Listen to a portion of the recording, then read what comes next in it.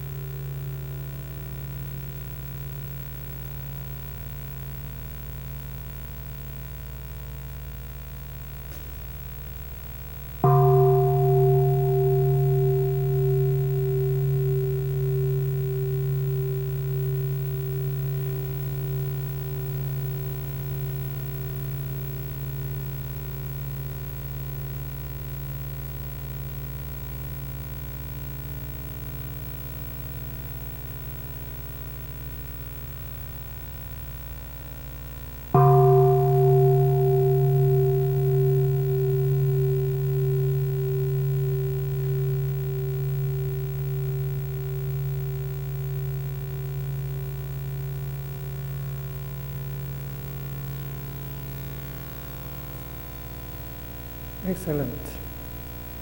Now when you hear the small bell, you may like to stand up and make a bow to the Sangha before you go out. I mean, only the children. Have a good day.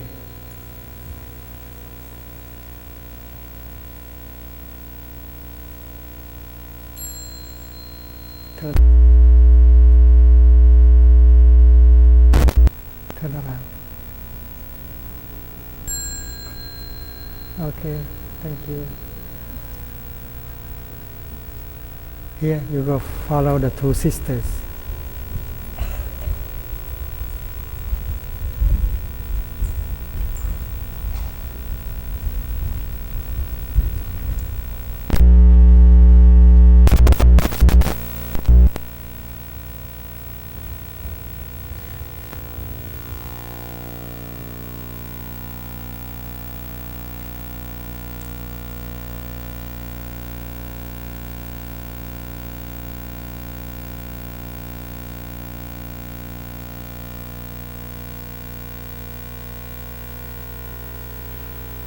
In Plum Village, we always have the first 15 minutes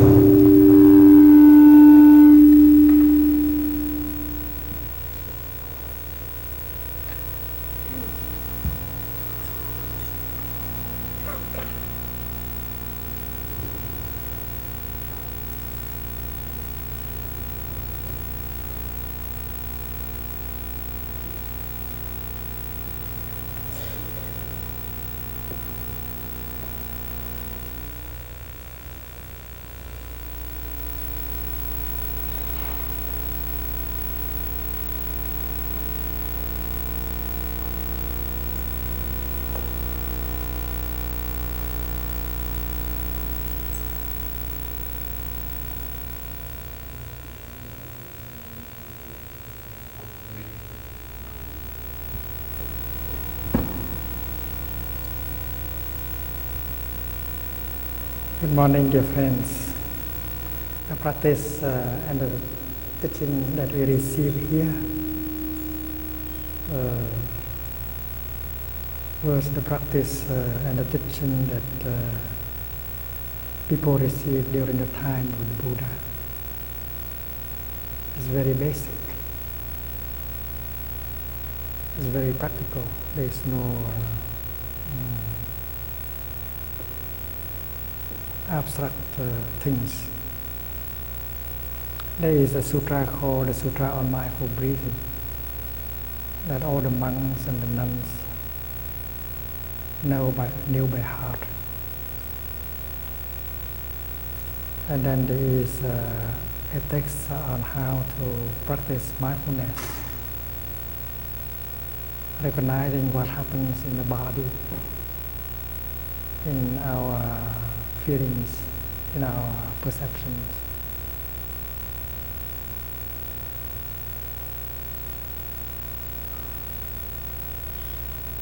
And all these texts were learned by heart by many monks and nuns. So during this retreat, we use these basic texts, basic teaching and practice. In the Sutra on Mindful Breathing, the Buddha proposed 16 exercises that can take care of our body, our feelings, our perceptions, and so on. It's very practical. And I would like to go through some of these exercises because we want to put them into practice right away. And the first exercise is to recognize our in-breath as in-breath and to recognize our out-breath as an out-breath. It's called in-out exercise. Breathing in, I know this is my in-breath. You just identify your in-breath as an in-breath. You recognize what is happening, and what happens is you are breathing in. So breathing in, I know I am breathing in. And your mind focuses entirely on your in-breath. And when you breathe out, you focus your attention on your out-breath. There is no thinking. There is just awareness that out-breath is going on. So this is a kind of practice called simple recognition. You recognize what is going on. And what goes on now is one in-breath and one out-breath. And mindfulness as an energy is generated during the time you breathe in. And that energy of mindfulness allows you to recognize that an in-breath is taking place. And at the same time, the energy of concentration is born because you are concentrated only on your in-breath. So mindfulness and concentration are the two kinds of energy that can be generated during the time you breathe in. And you release everything else. You release the past, the future, your projects, your anger, and you become freer, much freer. It's just a few seconds, and you become a free person. So the first exercise is to identify your in-breath and your out-breath. It's called the in-out exercise.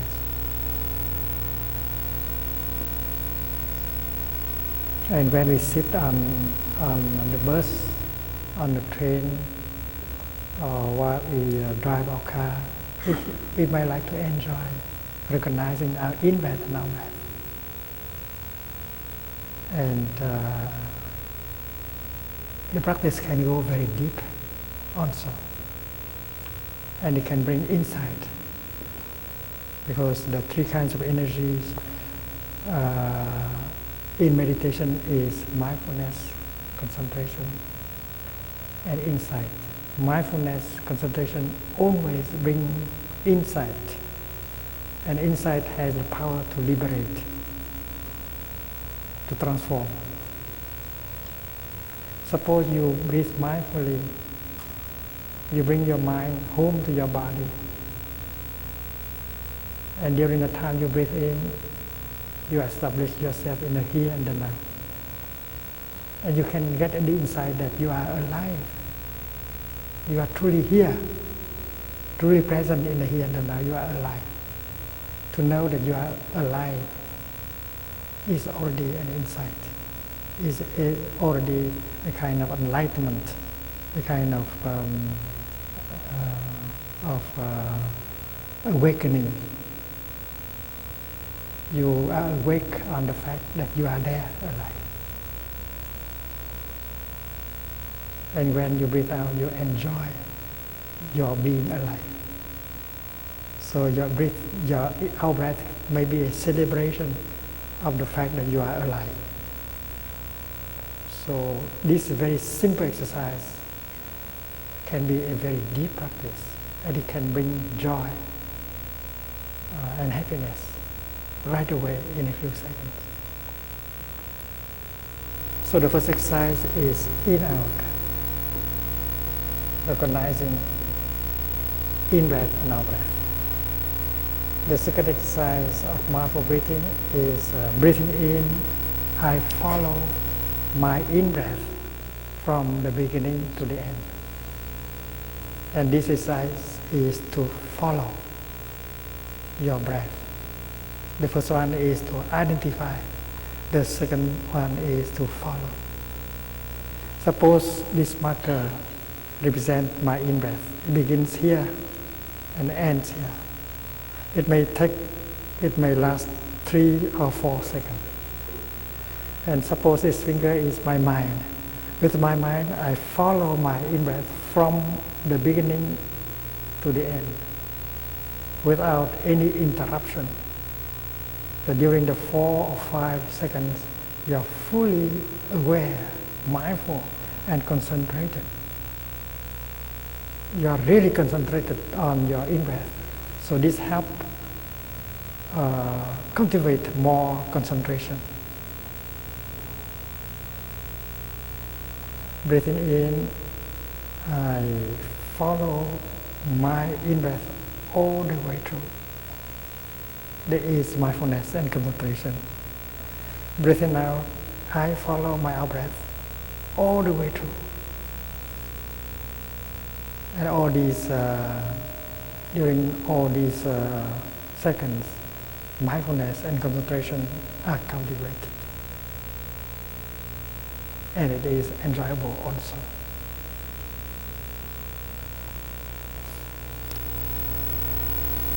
So the first is to recognize, the second is to follow.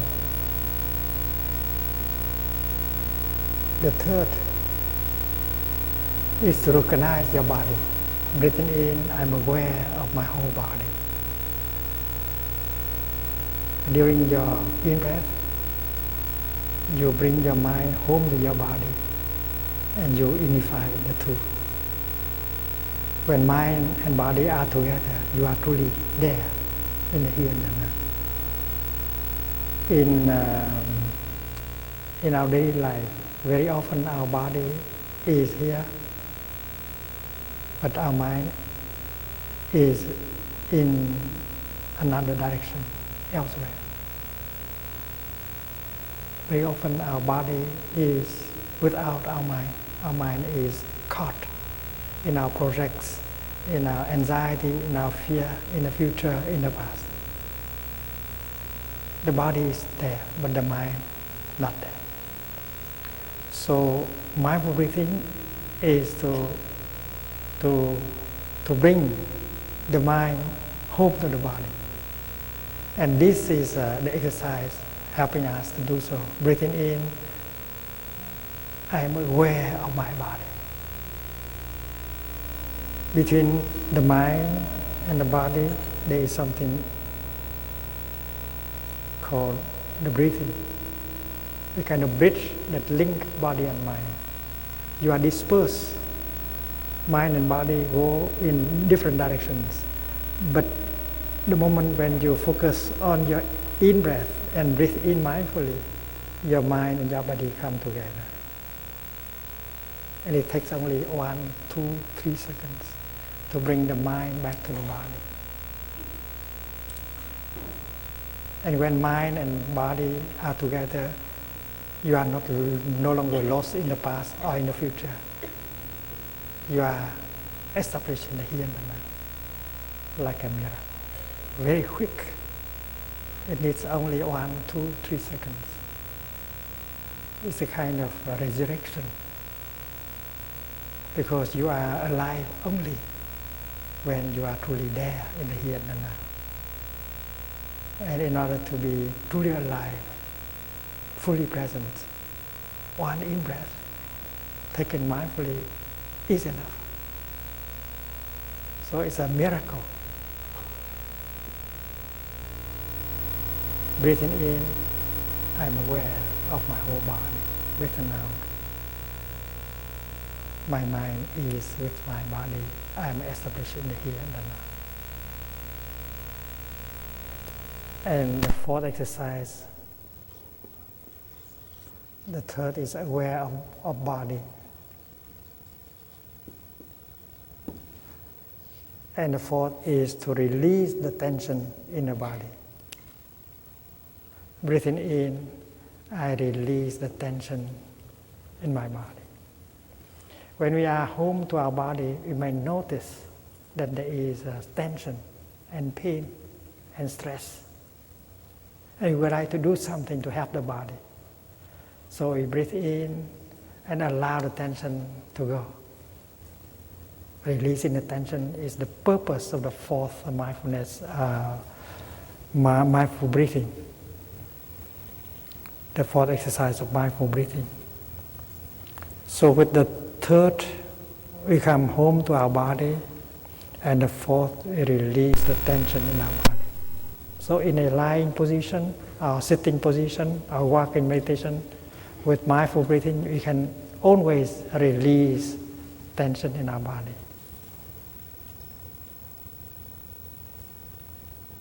And in the Sutra of the contemplation of the body, in the body, the Buddha suggests that we release the tension by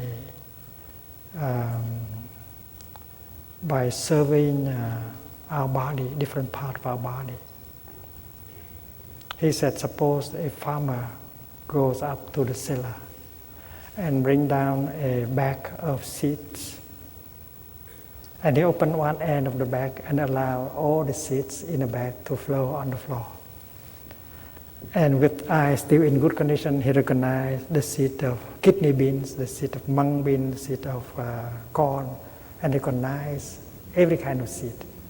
So the practitioner does very much the same in a lying position or sitting position. He or she passes in review all the parts of his body. Breathing in, I'm aware of my eyes. Breathing out, I smile to my eyes. Breathing in, I'm aware of my heart. Breathing out, I smile to my heart. Breathing in, I am aware of my liver. Breathing out, I smile to my liver. And you smile to all parts of your body, from the top, from the head to the feet. It's like scanning your body, not with X-ray, but with the ray of mindfulness. And you become aware of every part of your body, and you send your energy of tenderness, of compassion to that part. And that is why there is breathing in, I'm aware of my eyes. Breathing out, I smile to my eyes. Breathing in, I am aware of my heart. Breathing out, I smile to my heart. And insight can come. Maybe it is the first time you pay attention to your heart. Your heart functions day and night in order to pump the blood and nourish all the cells. You have 5, 6, 7 hours to sleep, but your heart functions non-stop. And you might not have been very kind to your heart. You smoke, you drink alcohol, you stay up too late in the night. You have not been very kind to your heart. So now, breathing in, I'm aware of my heart. And my mindfulness and concentration allow me to see that I have not been very nice to my own heart. And that is why when I breathe out, I send my energy of love. Breathing out, I smile to my heart with compassion. And with that kind of awareness, enlightenment, I vow to eat, to drink, to live my life in such a way that will not give my heart a hard time. That is already a meditation on love and directed to your heart. So the Buddha proposed that we go from the top of our head and down to our heel and recognize every part of our body just by breathing in and out, scanning the body with mindfulness. And every time we feel we come to a place, a spot that is painful in the body, like the liver or the kidney, you stop, you pause, and to stay with that. And you breathe in and out and send the energy of kindness to that part. It's very healing. Of course, you might like to continue taking your medicine, but don't count on your medicine alone, because the body has the capacity to heal itself only if we allow our body to do so. Release the tension and give your body the capacity to heal. This is very important. We know that animals in the forest, they still do that. Every time an animal is wounded, deeply wounded, it knows to stop and find a quiet place and lie down, because it knows that the only way to heal is to rest, because they don't have doctor, they don't have pharmacy and so on. And they have that kind of wisdom. They know that they should not run after another animal. They know that they should not try to find something to eat. What they need is to find a quiet place and lay down until it heals. We humans, we used to have that kind of wisdom, but now we have lost. We don't know how to rest anymore and to allow our body to heal itself anymore. We allow fear, anger to take place. And we only rely on medicines. So it's very helpful to practice mindful breathing, to release the tension in the body, and to allow our body a chance to heal itself. It's very important.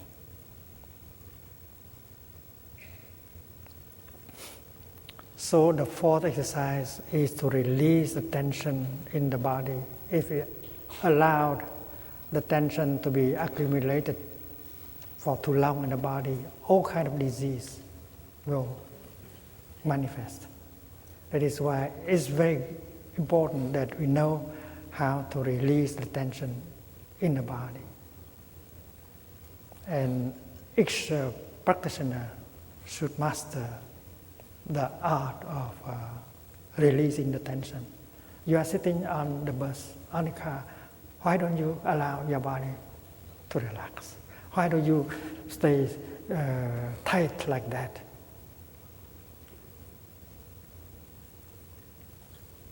So the practice of mindful breathing is very helpful. It allows ourselves to bring our mind home to our body and help us to release the tension. And as the tension is released, the pain in your body can be reduced. If you have chronic pain in your body, you can reduce that kind of pain just by allow your body to have less tension. So walking from the parking lot to your office, why don't you walk relaxingly in order for each step to allow you to release some tension? That is the practice. And we have to train ourselves. Why do we have to run all the time? We can taste, we can be happy with every step, releasing and touching the wonders of life that are available in the here and the now.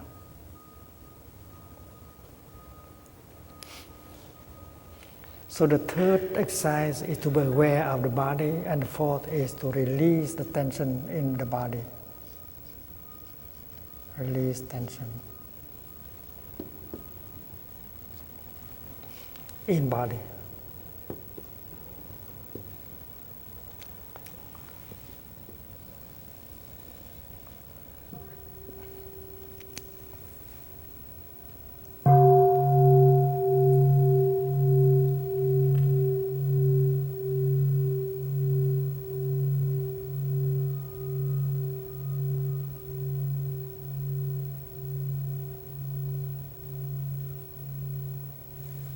With the fifth exercise, we learn how to generate a feeling of joy.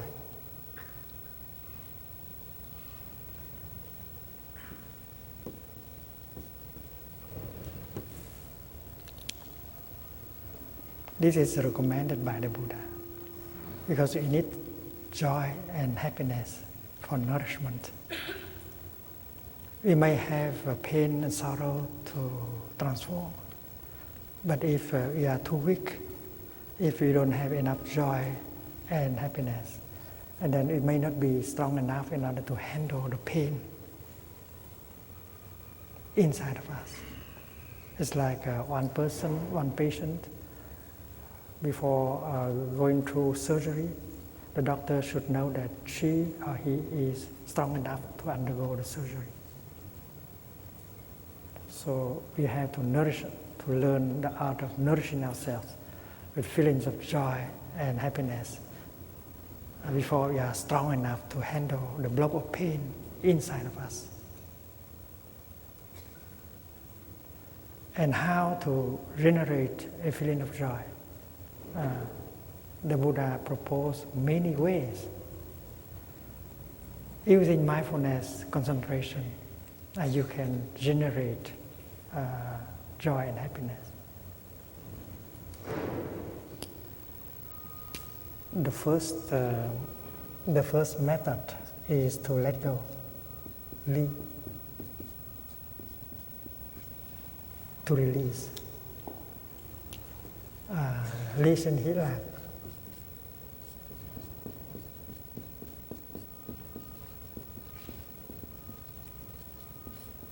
This is a joy, he, and this is happiness. And joy and happiness is born from letting go. There are many things we cannot let go. That is why joy and happiness is not possible. You believe that you cannot let go of that because it's essential for your survival. But maybe it is the opposite, because you cannot. You think it is essential for your happiness, but it may be the opposite. It may be the main reason why you cannot be joyful and happy, and that is why we have to learn how to release. Suppose you have an idea of happiness. You believe that you can be happy only if you can get this or that. So you try your best in order to get this or that. You cannot be happy right now. You think that you can be only happy if you get that diploma, that position, and so on.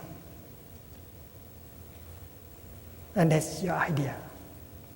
Or you may have the idea that if you cannot be happy unless you can get rid of this or that.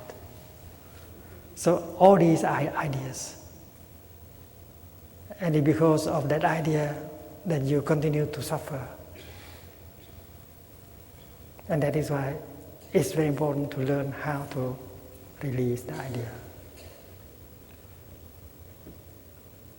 This is a very deep practice.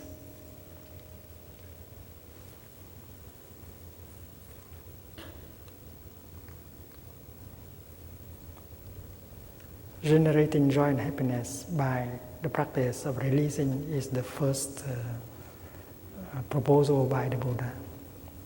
Suppose we live in a very noisy, polluted city like Los Angeles. And we want to get out. Saturday, Sunday, we want to get out. We want to go to the countryside, to the beach, to the countryside. But we cannot. We think that we cannot go because there are things that we have to do, so you stay. But that day, a friend came and said, well, you can postpone that until next week. Come with me. And that friend take you out of the city. It takes about 1 hour or more to get out of the city. And now you feel the breeze, the fresh air, the hills.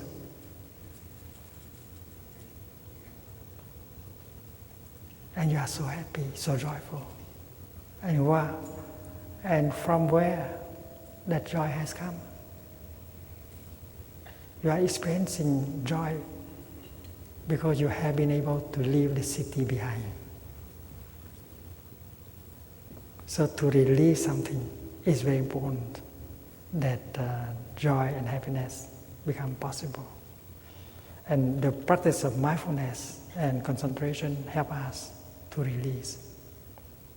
There are things to be released if we want happiness and joy to be possible.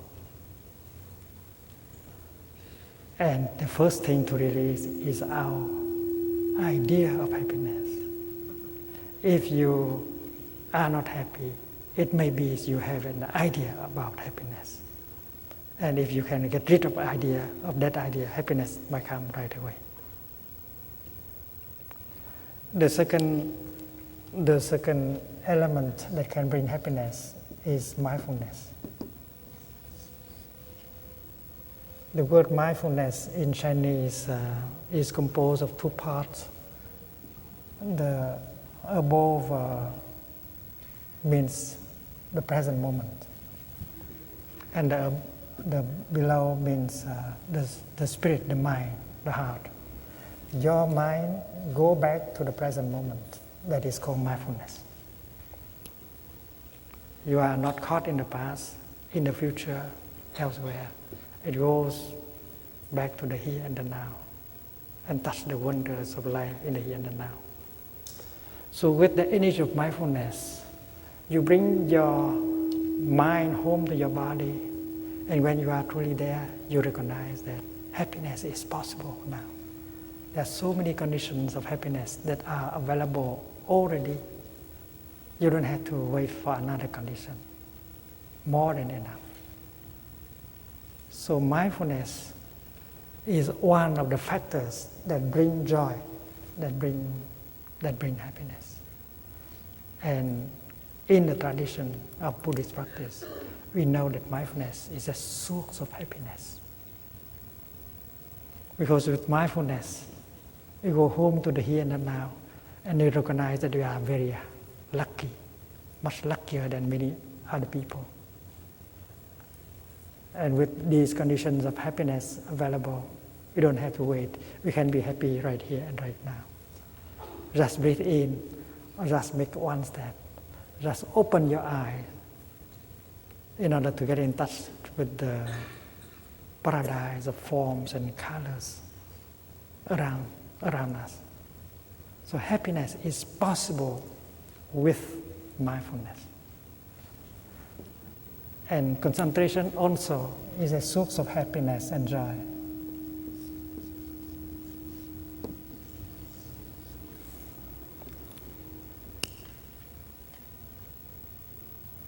Suppose you are having a friend, and you cherish her presence, his presence.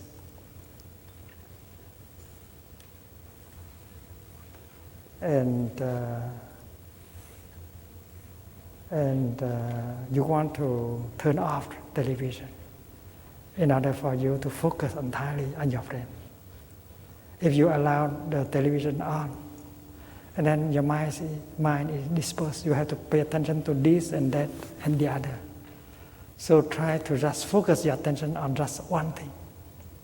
Like during the time of dinner, you turn off the TV in order to enjoy better the food on the table. And that is why concentration is also a source of happiness. And mindfulness and concentration, we don't have to go and buy in a supermarket. They don't sell these things. Mindfulness and concentration we have to generate by ourselves with the practice of mindful breathing, mindful walking, and so on. So it is an art of happiness, cultivating mindfulness, concentration, and the capacity of letting go.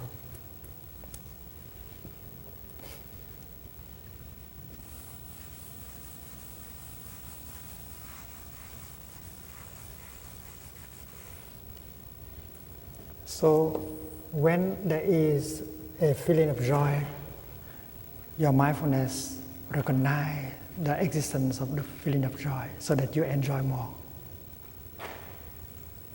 But if there is no feeling of joy, you can generate a feeling of joy just using releasing,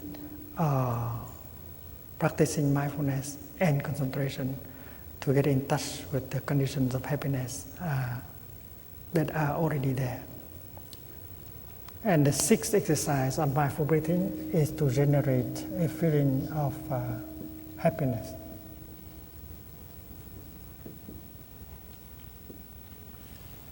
In Buddhism, we distinguish a little bit between joy and happiness. In joy, there is still some element of excitement. But in happiness, the excitement has died down and we are more calm. The image given is a person walking in a desert and he ran out of water, he's very thirsty. And suddenly he saw an oasis in front of him. He knew that in half an hour he can arrive and he can take refuge in the shadow of the trees and he can drink water. So that is joy. And half an hour later, he was kneeling down and cup the water up and drink. That is happiness. And a good practitioner is someone who has the capacity of generating a feeling of joy, a feeling of happiness whenever she wants. Just using mindfulness, concentration, and letting go.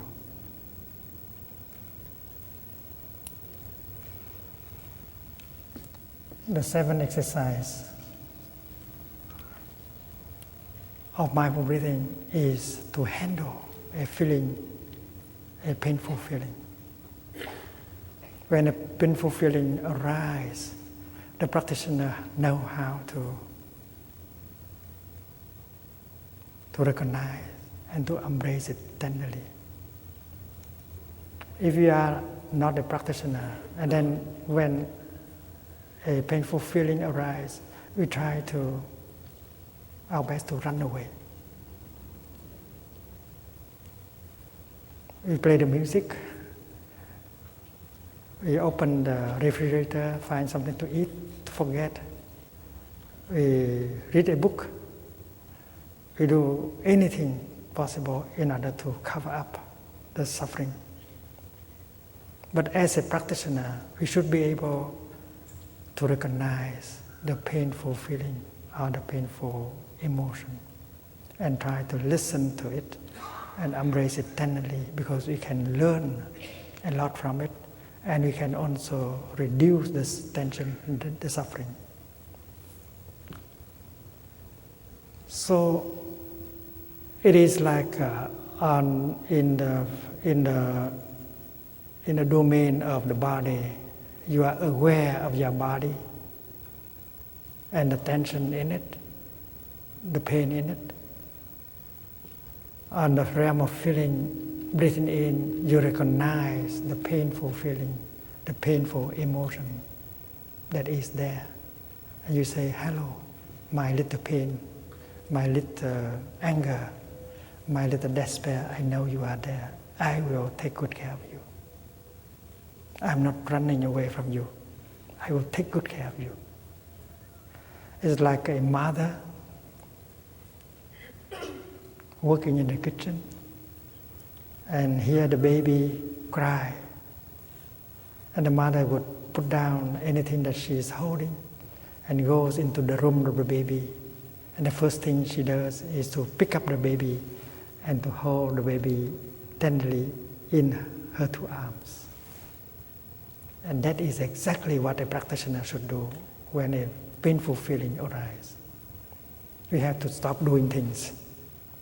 We have to go home and tend our own baby, which is a painful feeling, a painful emotion. Because our pain, our sorrow, our fear is our baby. We have to be there for it. The mother does not know yet what is wrong with the baby. But the fact that she's holding with tenderness the baby in her arm, the baby can get already some relief. The baby will suffer less. Because the energy of tenderness from the mother has already begun to penetrate into the body. Remember when you were small and you had a fever. You are very lonely, you suffer a lot.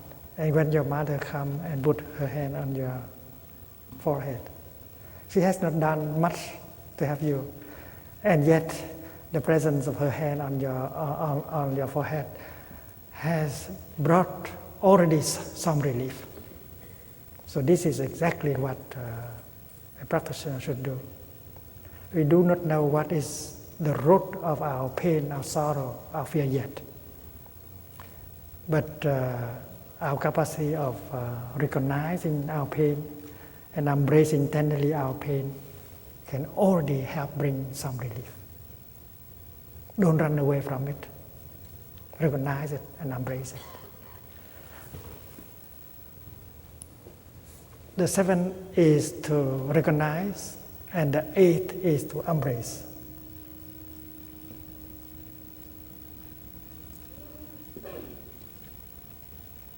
Recognize pain. Aware of pain, recognize pain, and embracing.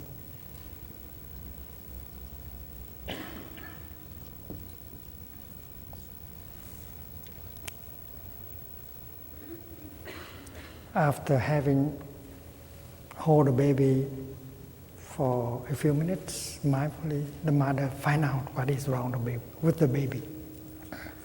The baby may be hungry. The baby may have a little fever. Maybe the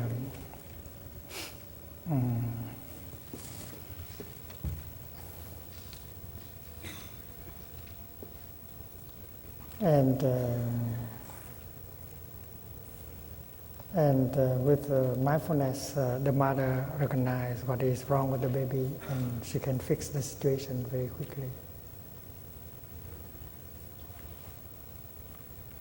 So the first thing a practitioner would do is to embrace, to recognize the pain in himself, and then embrace the pain.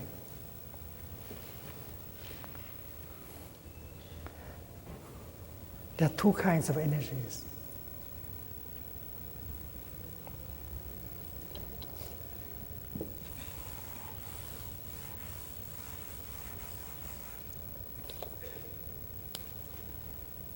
The pain, the anger in you is the first energy that manifests. And as you are a practitioner, you don't try to run away from it. You don't try to cover it up. You practice mindful breathing and generate a second energy, source of energy called mindfulness, and you embrace that first energy. Energy number one, energy number two. Practicing mindful walking, you generate mindfulness of walking. Practicing mindful breathing, you generate the energy of mindfulness. And it is exactly with that second energy that you recognize and embrace this energy. This is the mother embracing the baby. And you get a relief after a few minutes of practice.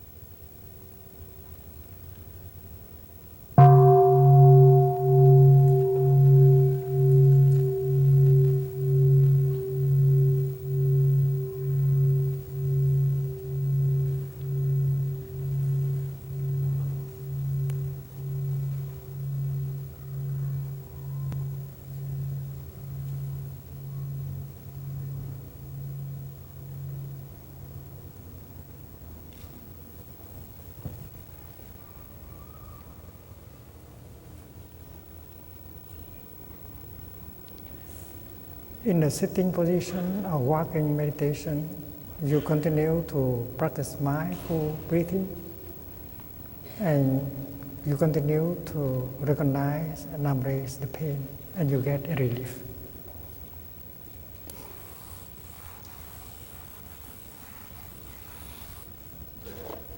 In Buddhist psychology,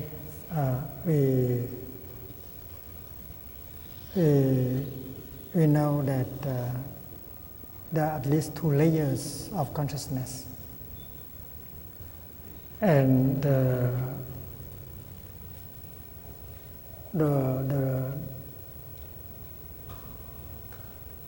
base of our consciousness is called a store, alaya vijnana, store consciousness.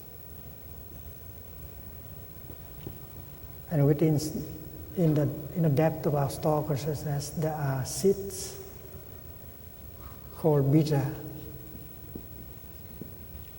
Seeds. There's a seed of anger, of fear, of despair, of violence, jealousy, and so on. But there are many good seeds in it. The seed of love, the seed of joy, the seed of brotherhood, sisterhood, the seed of non-discrimination, the seed of mindfulness, the seed of concentration, and so on. And suppose the seed of anger has a chance to manifest up here on this level.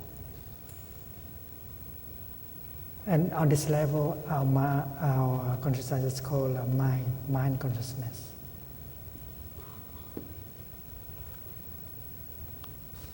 From a seed, it becomes a mental formation.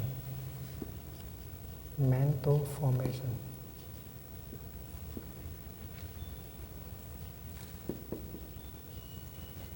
The seed of anger gives rise to the mental formation called anger. It is a kind of energy. And when anger manifests as an energy here, the landscape of the mind is not beautiful anymore. We suffer.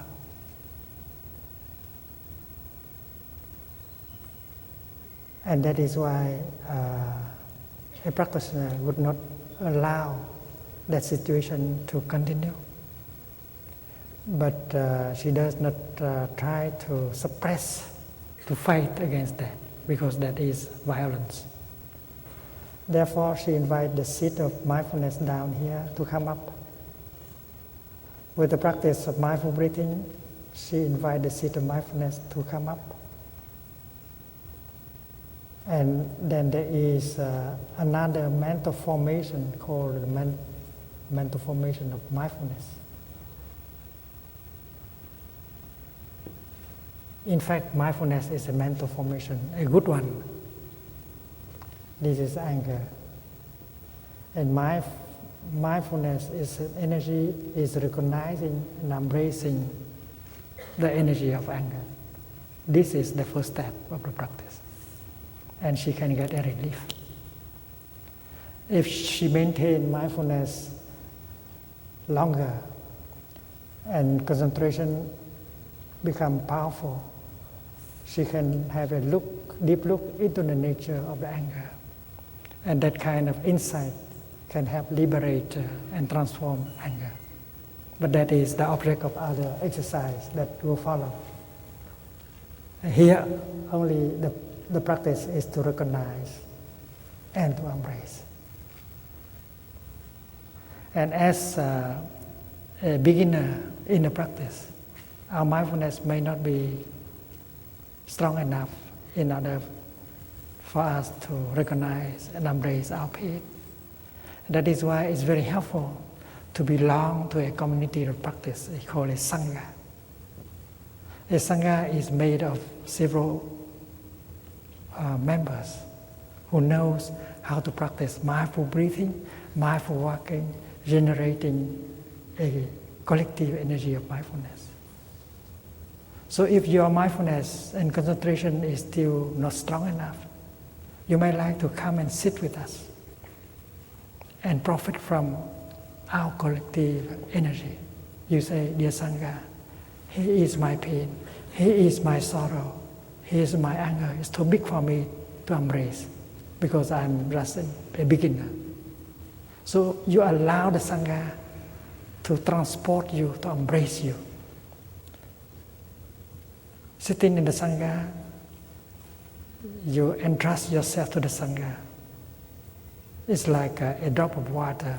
Allow herself to be transported by the whole river. Don't stay as a drop of water. Allow yourself to be embraced and transported by the Sangha, by the river. And then the collective energy of mindfulness of Sangha will be able to recognize, to help recognize, embrace your pain, and you feel better and better sitting in the Sangha because you know how to borrow, to allow the collective energy of the Sangha to help recognize and embrace your pain and sorrow. And that is why in the Buddhist tradition, taking refuge in the Sangha is very important. Sanghang saranang gacchami, I go to the Sangha for refuge. Because the Sangha has that collective energy that can help me in the beginning to recognize and embrace my pain. When we practice, we have brothers and sisters in the Dharma, and they can help us, support us in our practice. That is why a good practitioner always seeks to build a group of practitioners called Sangha community, to maintain the practice, to continue with the practice. Even the Buddha, after enlightenment, he knows that a Sangha is needed to help him help people.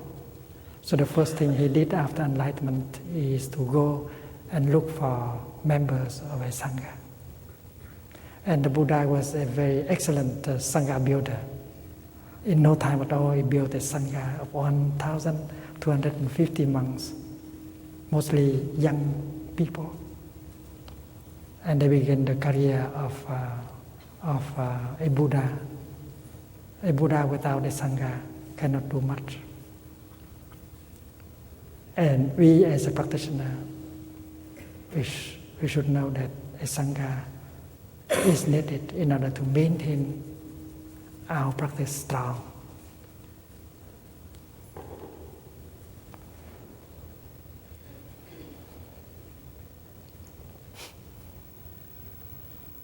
The young people who do not know how to handle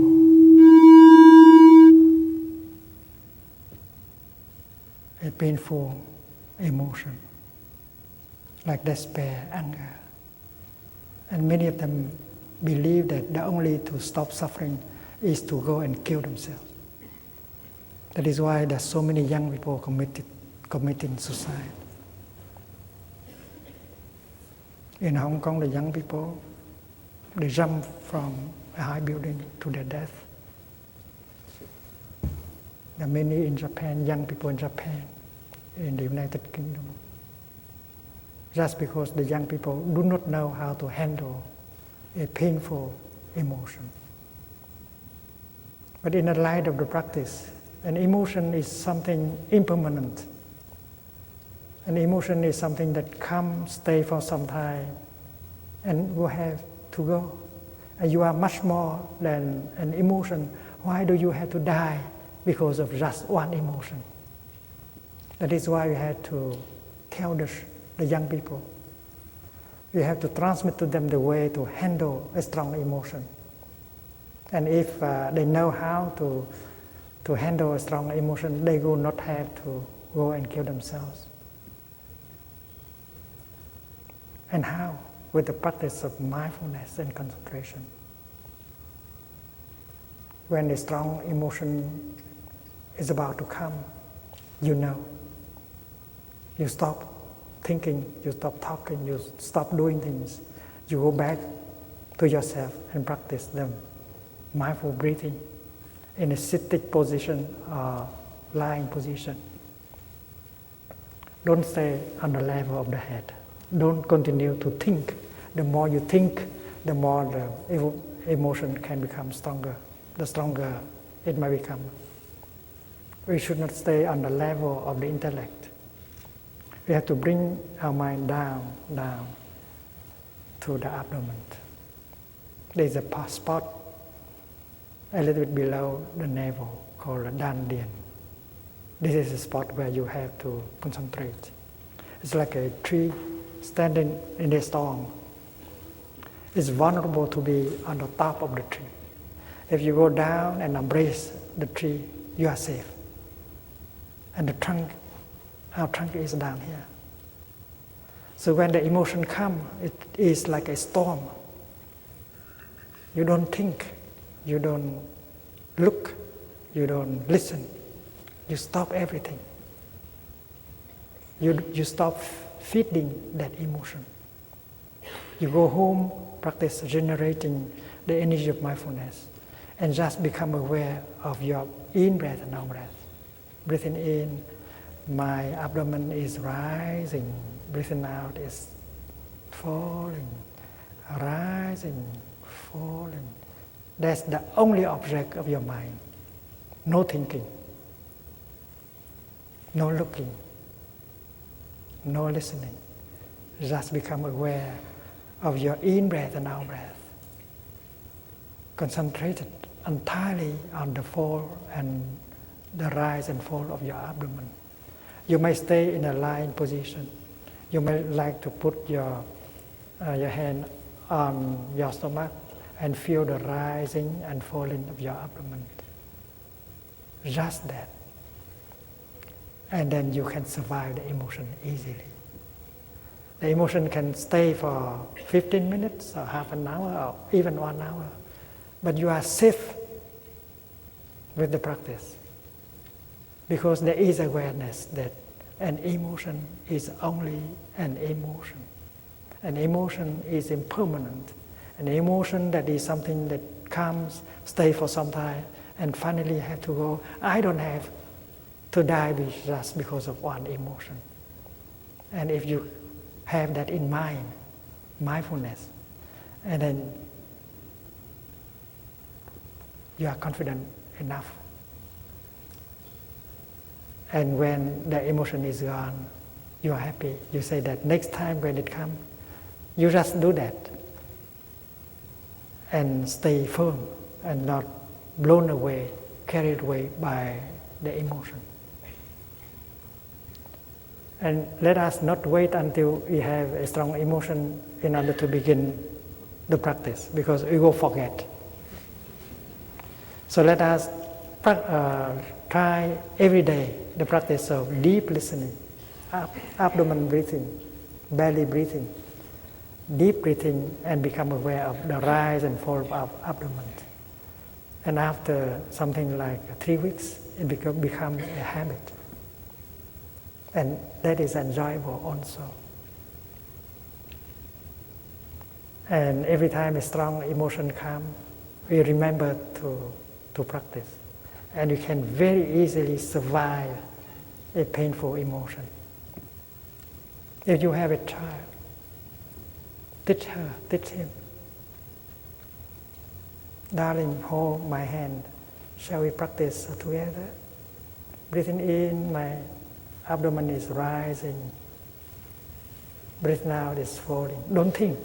Just pay attention to, and you channel your energy of mindfulness and stability to your child. Because your child may have a crisis also. And you have, as you are a practitioner, you have the energy of mindfulness, of concentration. And holding the hand of your child, you can channel that energy to him or to her and support him or her in breathing. And you educate him or her. And your child will know how to overcome a painful feeling or emotion. Privilege is trying to make this kind of practice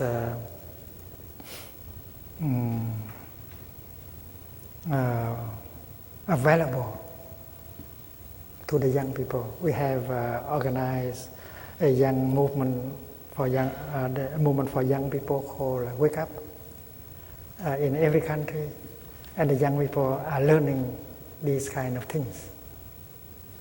And we begin to train school teachers. This kind of practice, we want to make it in a secular form, having no religious flavor. And we have the conviction that parents and teachers have to master the practice so that they can transmit the practice to their children and their students. And school teachers can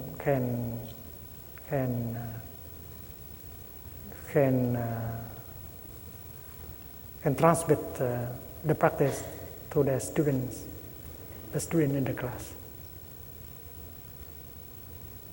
We have already begun training school teachers in Thailand, in Hong Kong, in Vietnam, in Germany. We are training the first groups of school teachers, and we want to talk to ministries of education so that in teacher schools there will be that kind of training for school teachers so that they can transmit to their students of every level. In Germany now we are having a course for school teachers. We transmit this kind of practice, how to release the tension in the body, how to generate a feeling of joy, of happiness, how to handle a painful feeling, how to use loving speech and deep listening to restore communication. These are applied ethics and drawn from Buddhist teaching and practice. And it's possible, entirely possible to present it as a non-religious, secular practice. And I'd like to invite Thầy Pháp Ân to come. Pháp Ân is the director of the European Institute of Applied Buddhism. And now we are training school teachers, the first group of school teachers there, and help them to bring the practice to school. And we want to talk to legislators in the national assemblies of each country and propose that they bring this kind of learning and practice to school to help the young people. Thầy Pháp Ân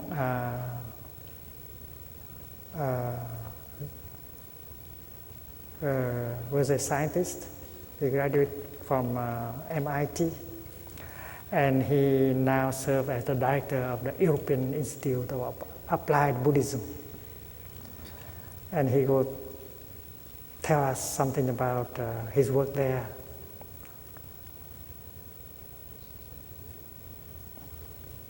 And after this, we will do walking meditation to the exhibition hall with the children.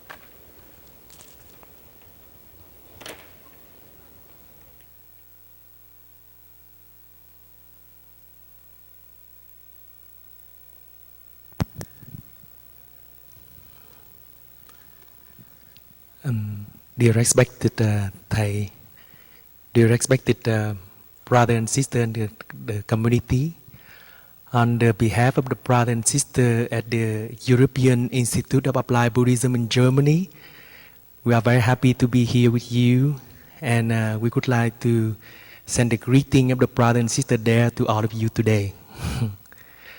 We are very happy to be trusted by Thầy to set up this institute in the middle of Europe.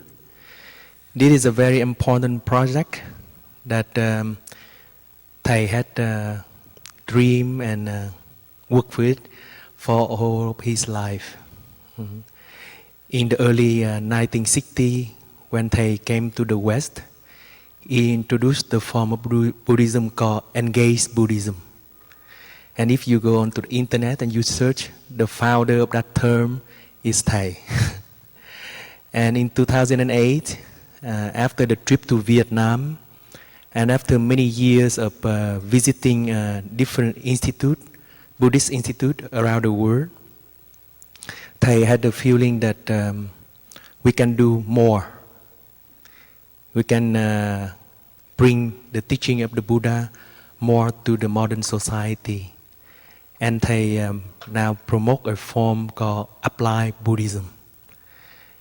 And Thầy wish or Thầy vision that is that he would like to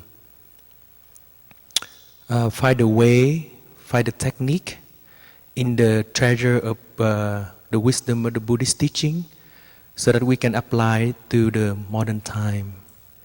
And so at the Institute, we have offer courses for many different sector of population. Like Thầy had said, we have course for teachers or education in the education field. We also have courses for health profession. We have courses for psychologists, psychotherapists. Regarding Buddhist psychology, we have course for terminal ill people, and we also have course for a couple about to get married. You are encouraged to come to to the institute to stay for a few weeks and practice and learn the art of living happily together. And we also have courses for children, help them how to be calm and to be peaceful, so that they can enjoy school, they enjoy their growing up, and many other courses. And we would like to invite you all there to come and to visit us one day.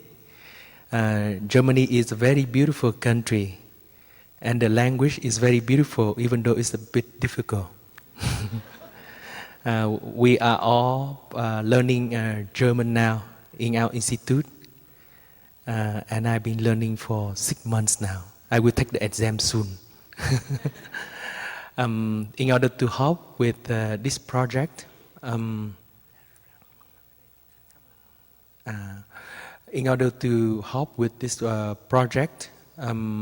our community has had acquired a property in the middle of Europe, in the middle of Germany, in a town called Vancouver.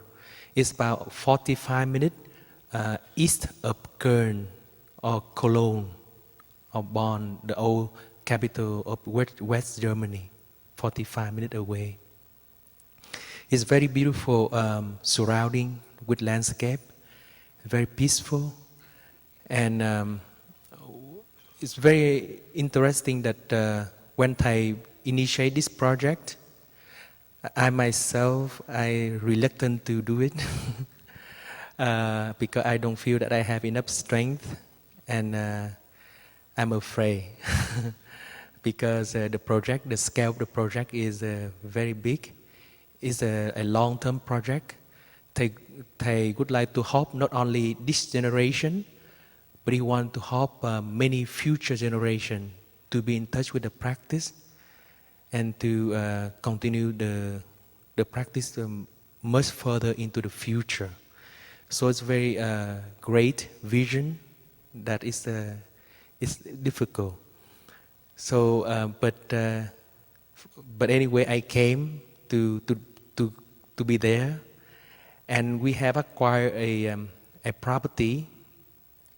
At first, it was 11 million euro according to the proposal price, and then afterward, somehow it seemed like the people of Germany really want us to come, so they bring the price of the property down to 1.1 million euro, and then they go even further down. We said that we don't have enough money, and the building is very big. We don't know whether in the next 3 years we'll be able to be there, and then so they reduce it even more. So finally we have a building for about 300,000 euro. What a cheap price, an affordable price, yeah. But then when we move in, then we find out that it's really difficult because of the fire protection regulation of Germany. It's very strict. The building was maintained by the military, and then when we acquired it, it transferred into civilian. So we have to do a lot of work in order for us to be able to operate. So in the last almost 3 years, we have done a lot of work. We are able to renovate 1/5 of the building, and we are in the process of continuing that process of renovation. And in order to help with this process, I've been going around the world to call for help, to invite people to participate in this project, to be part of the vision of Thầy, and to make this dream of Thầy fulfill. And when I went to Hong Kong, I shared it with the people of Hong Kong, and we are very lucky that the people of Hong Kong, our Sangha there, have help.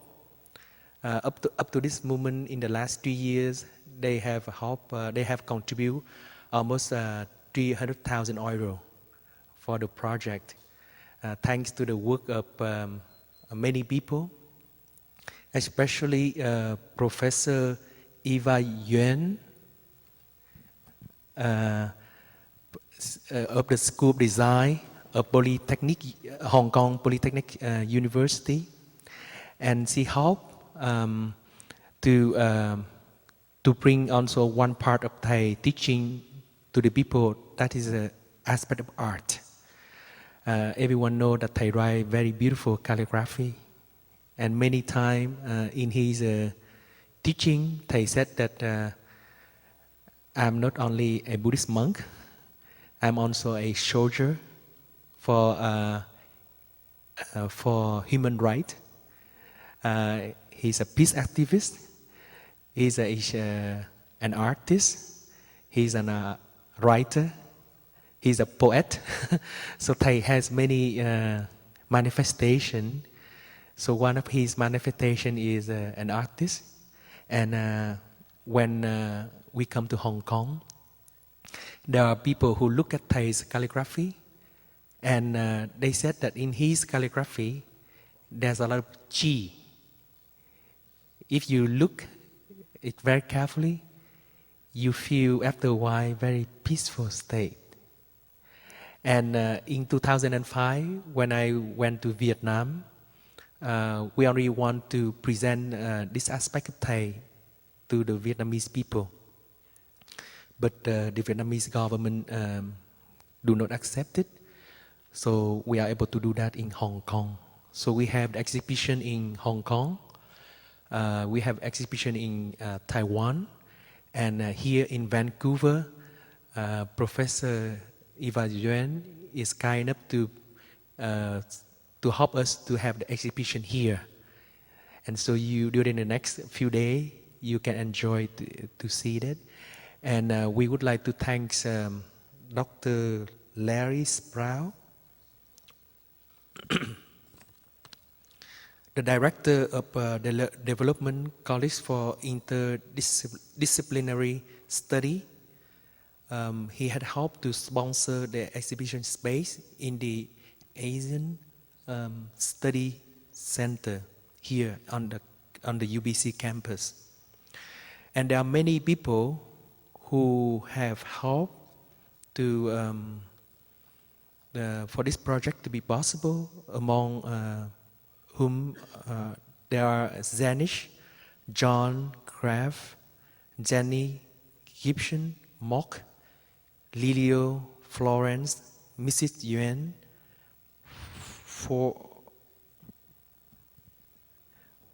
Folk, Stephanie, Nancy, and KB, and Mr. Khan. Mr. Khan is the husband of Teres Khan. Teres Khan is one of the key persons who helped to finance this project from the beginning. So from the depth of our heart, we would like to thank all of these people. And today we have many honored guests here who are invited to come to inaugurate this exhibition.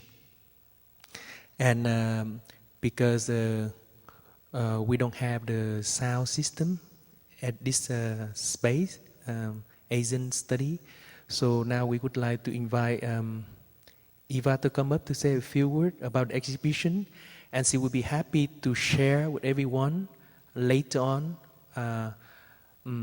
about the exhibition in the next few days.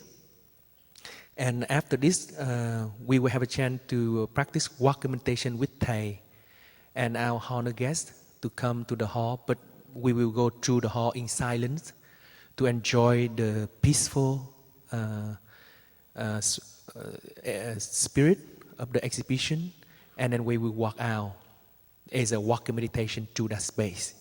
So because there's no sound system there, and we would like to everyone to be able to participate in this inauguration process, so we do this here. Please, Eva. Thank you.